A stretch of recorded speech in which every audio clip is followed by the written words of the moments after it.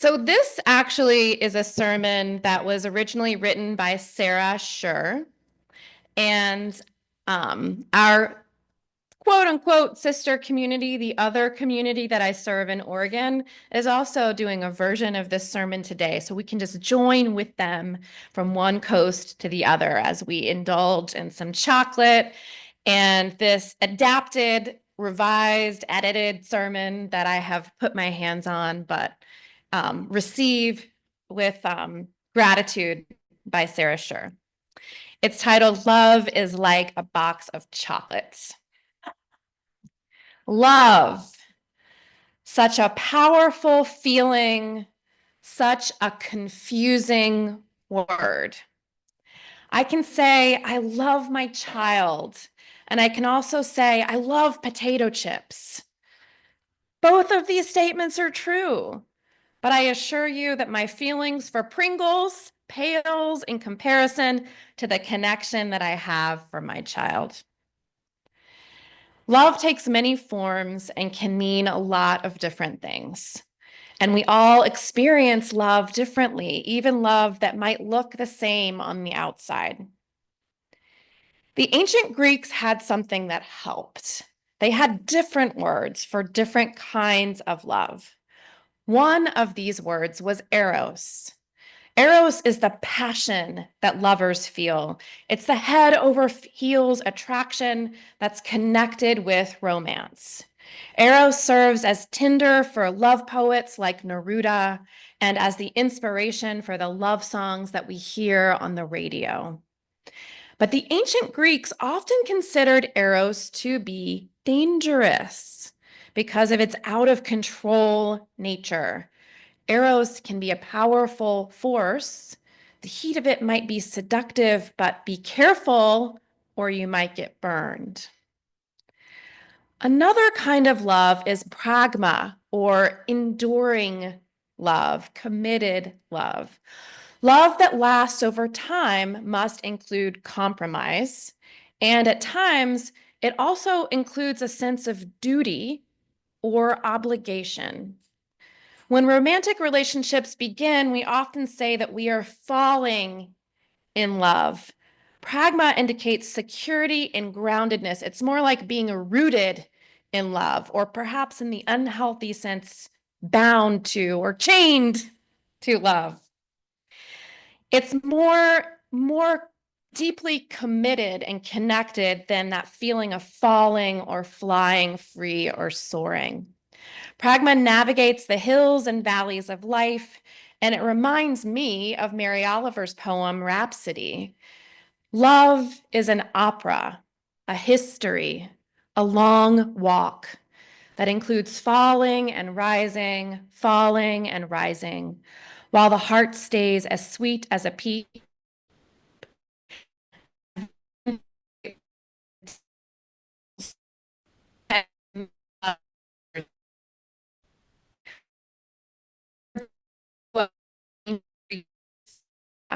The love of deep friendship. Philia is the love that develops over decades, like the friendship that was celebrated, that Anna celebrated between Frank and Vernon over this last week.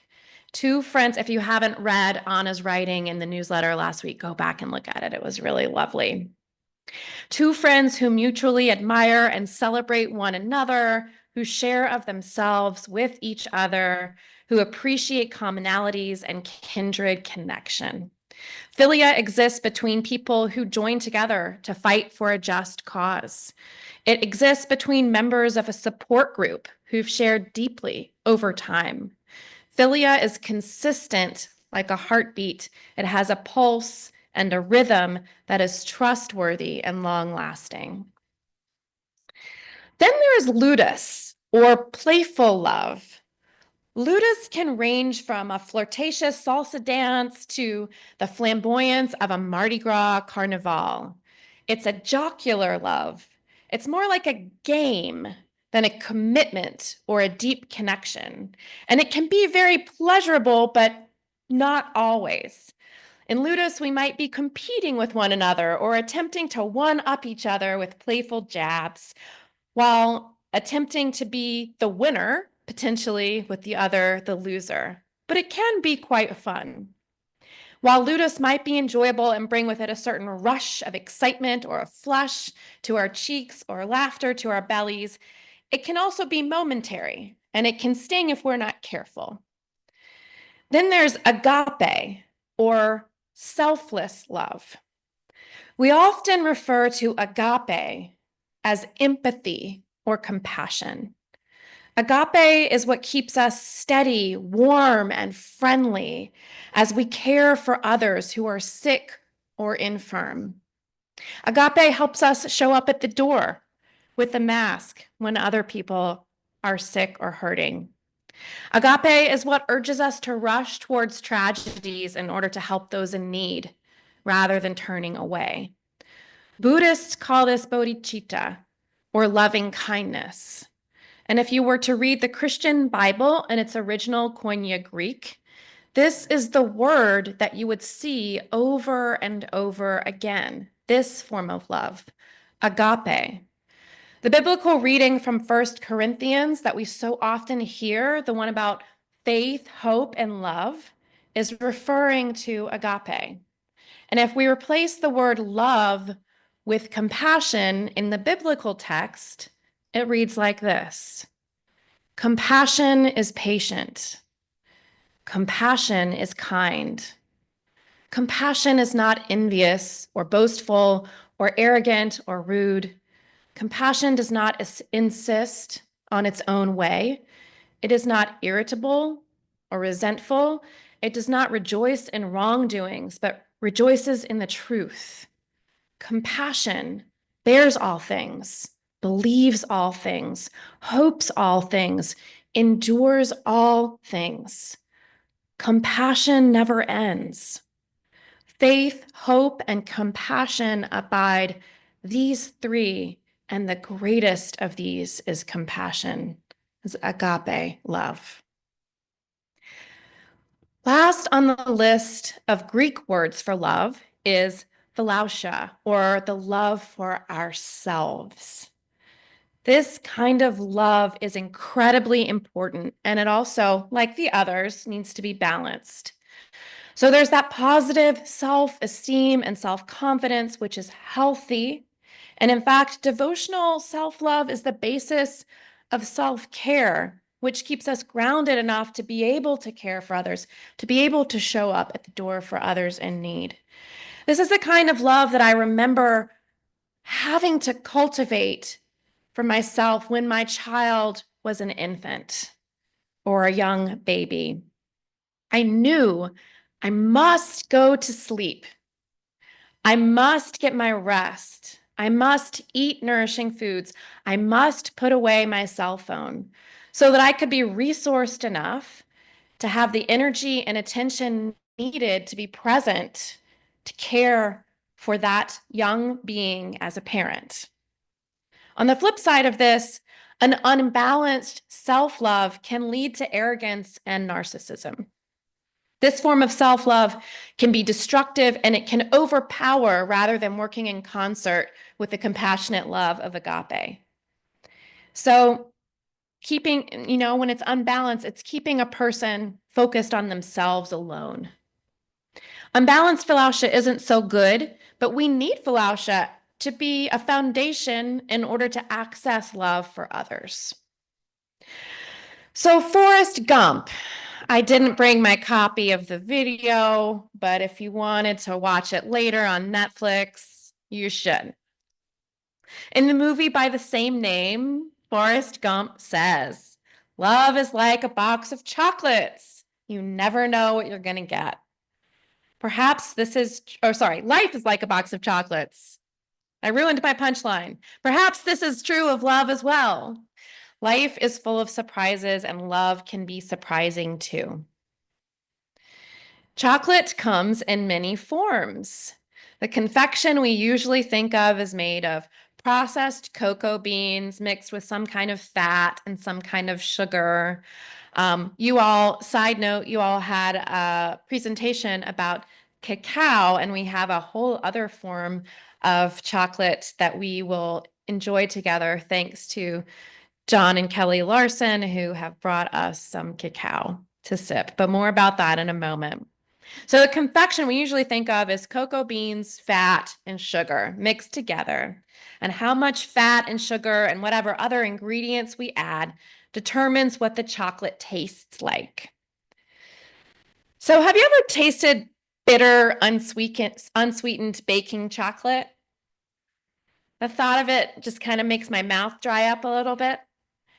Unless you're a sucker for something different, it's not really a pleasant experience. It's very bitter.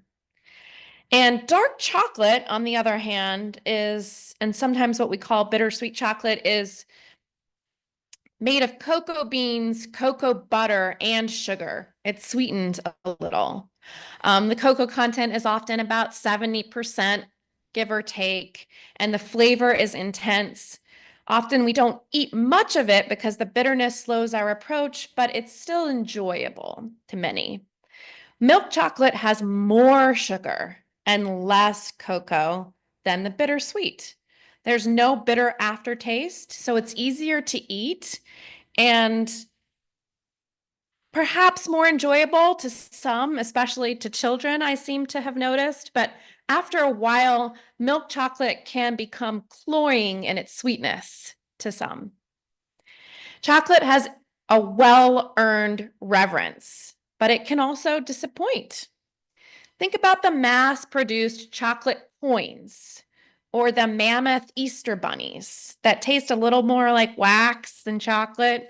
They may look like chocolate, they may be brown like chocolate, but when you bite down, there are so many additives, so much partially hydrogenated soybean oil that the taste of the chocolate, it's just not there.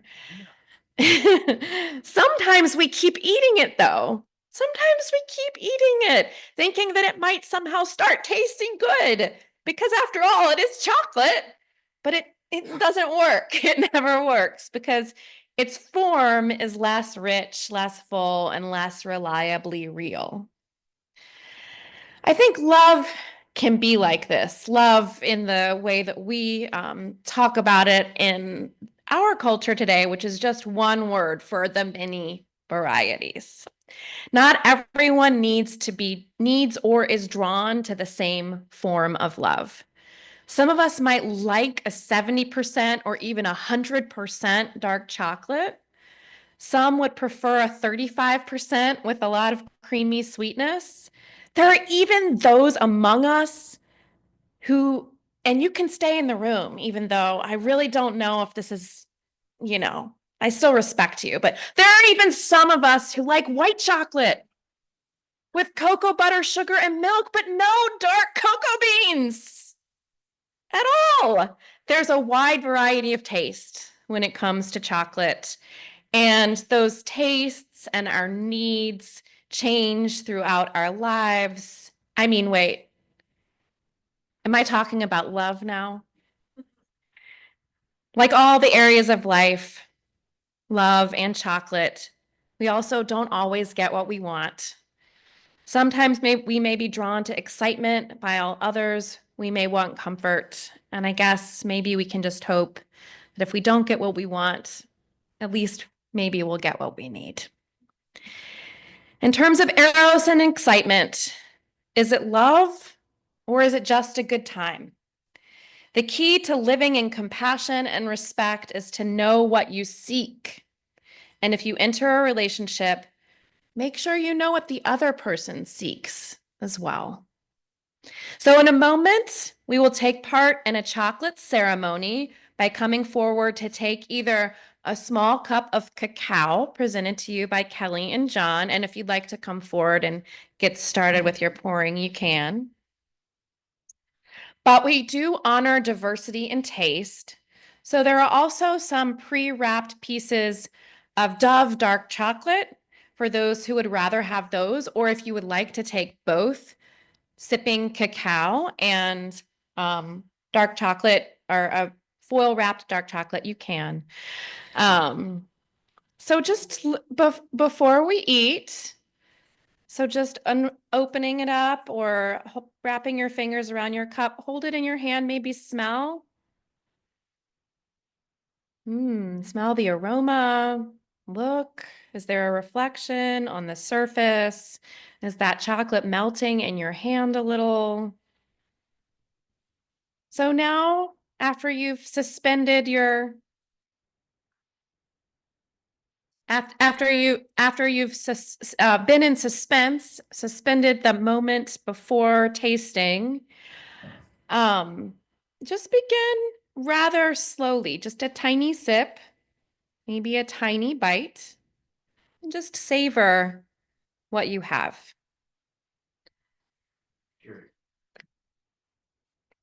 Perhaps almost reverently. How do you feel in this moment? What do you notice? The flavor, the complexity, maybe a little sweetness or bitterness or other flavors that might be present. Is this flavor associated with any memories, perhaps? Is this experience maybe creating new ones? Take a deep breath now and look around the room. Appreciate the diversity of life experiences that surround you. Imagine the diversity of experience being had while eating or drinking this chocolate. We're all different. And marvel at the many different kinds of love that exist in our world, in addition to the flavor preferences, friendship, romance, partnership, playfulness, compassion, self-love. And in the spirit of self-love, returning to yourself and your chocolate, go ahead and finish the cup of cacao if you'd like to, still slowly or quickly. You can nibble at the edge or chew your whole piece of chocolate heartily. What did you choose? What energy are you bringing today to our chocolate tasting experience? And when your chocolate is gone, how do you feel? A few months ago, we learned in a presentation, if you weren't here, about cacao and its medicinal properties and its properties that open the heart. Perhaps that's why chocolate has been intuitively chosen as one of the foods of love. May our community be blessed with open-hearted love from this ritual. Yes, love is like a box of chocolates. Both can involve some choice and some risk. Love and chocolate can bring you joy, but can also be kind of messy.